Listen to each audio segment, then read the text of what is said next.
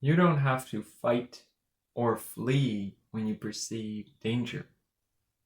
This is something I was thinking about today, the fight or flight response, which gives us the idea that the only normal response is to either fight or to run, which is silly.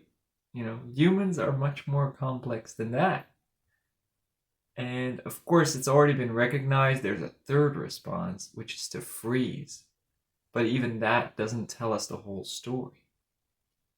When we freeze and the mind freezes and we don't act, this is often seen as a traumatic response. But animals will pause, and this is the first step before fight or flight. You pause, you stop moving the body, you prepare for potentially needing to act with, all your hormones and the adrenaline coming in. You focus the mind and you see, did the threat also see me?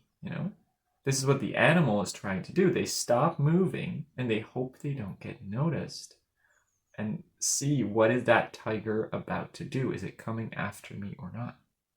So that initial freeze of the body, that pause, is actually the normal, healthy response.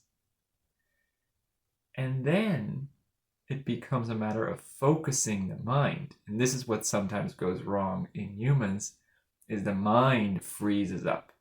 The mind doesn't know what to do, or the mind is reminded of a traumatic experience in the past. Emotions get in the way, confusion get in the way. And then we freeze up and a trauma repeats.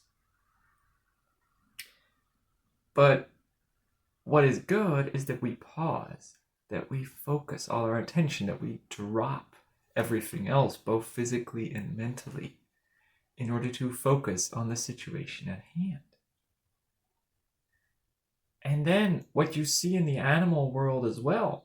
Imagine two wolves meet, or you might have seen it with two cats who suddenly notice each other. And there's a tension. They stare at each other for a while. And at some point, one of the cats walks away. Because they have decided there's no threat here. And this is a beautiful thing, Conflict resolution doesn't have to end with one person running and the other chasing after. It doesn't have to end with a fight. It can be a moment of pausing, considering your options, and then deciding, we don't need to fight. We have no problem with each other. Let's just go on about our day. So that's a beautiful way that we can resolve conflicts. And that is something that happens with animals. It happens with humans. There's a lot more I want to share about the fight or flight reflex, but I'll leave it at that for today. When you see a threat, you don't have to run. You don't have to fight. Just focus. When something comes your way, just focus your attention on what to do. Figure that thing out. Take some kind of action and move on. This is also how we prevent procrastination. So, have a wonderful day, and I'll see you next time.